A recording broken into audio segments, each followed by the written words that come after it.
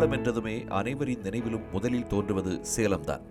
தர்மபுரி, நாமக்கல், கிருஷ்ணகிரி உட்பட தமிழகத்தின் பல்வேறு மாவட்டங்களில் மாம்பழங்கள் விளைந்தாலும் சேலம் மாவட்டத்தில் விளையும் மாம்பழங்களுக்கு தனி வரவேற்பும் தனித்துவமிக்க சுவையும் இருக்கிறது. அதன் காரணமாகவே சேலத்திற்கு மாங்கனி மாநகரம் என்று மற்றொரு பெயரும் உண்டு.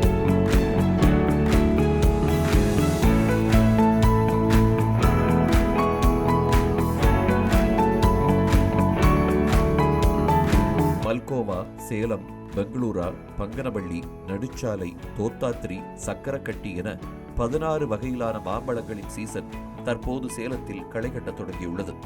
தமிழ் புத்தாண்டு நாளில் கொண்டாடப்படும் சித்திரை விசு கனி காணுதல் வைபவத்திற்காக சேலம் கடைவீதியில் மாம்பழங்களை வாங்குவோரின் எண்ணிக்கையும் அதிகரித்திருக்கிறது.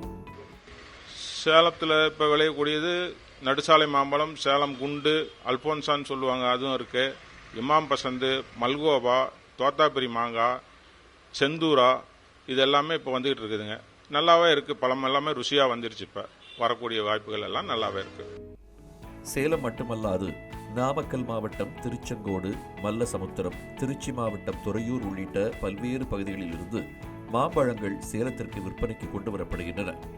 நடப்பாண்டில் மாம்பழங்களின் விளைச்சல் எதிர்பார்த்த அளவிற்கு இல்லாத நிலையிலும் அவ்வப்போது பெய்யும் மழையால் ஓரளவிற்கு மாம்பழ வரத்து அதிகரித்திருப்பதாக வியாபாரிகள் கூறுகிறார்கள்.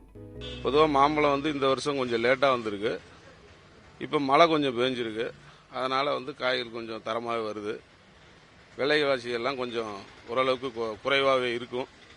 சேலத்தில் திருச்செங்கோடு, வரகம்பாடி, கூட்டாத்துப்பட்டி, கம்மாளப்பட்டி, ஆத்தூர் இதெல்லாம் லோக்கலில் இங்கே நம்ம மார்க்கெட்டுக்கு தான் வருது. சேலத்தில் விளையும் மாம்பழம் மட்டுமல்ல, சேலத்தில் விற்பனை செய்யப்படும் மாம்பழங்களுக்கும் தனிச்சுவை என்று சொல்லும் வகையில் மாம்பழங்களின் சுவை தனித்துவமிக்கதாக இருப்பதாக பொதுமக்கள் தெரிவித்துள்ளனர்.